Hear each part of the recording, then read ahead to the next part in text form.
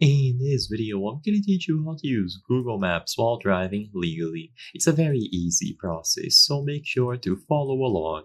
In this video, I'm going to be talking about the ways in which you can set up Google Maps safely and use it while driving. So Google Maps can make driving extremely convenient. It will give you the path that you need to take, tell you when to turn, you can use voice activated commands and so on. So I'm going to teach you how to set it up through Android Auto first, and I'm going to talk about how to use it within the app.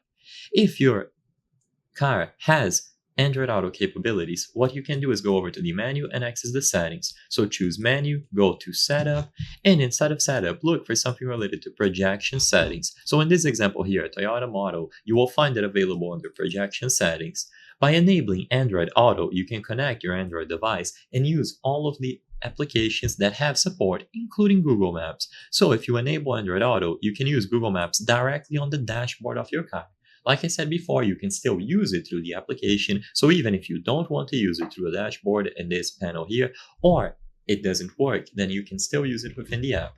If you enable Android Auto, you can connect your phone using a standard USB cable, or alternatively, you can connect it over Bluetooth wirelessly, whatever you prefer. And once your phone has been connected, the projection menu is going to switch to Android Auto as long as you have it installed on your device. And if you tap Android Auto, Google Maps is going to initiate right away. So on your car's dashboard, you will see a view of Google Maps. You can input the place that you want to go to. You can use voice commands, whatever you prefer. And if this doesn't work, you can simply open the Google Maps application directly on your phone, put it somewhere safely within view, and navigate using your phone. So I hope I was able to help you. If this video helped you on how to use Google Maps legally, please consider giving it a like and subscribing. As you can see, 83% of the people watching our videos are not subscribed. So if you subscribe, you can help us from the channel achieve the best quality videos for you.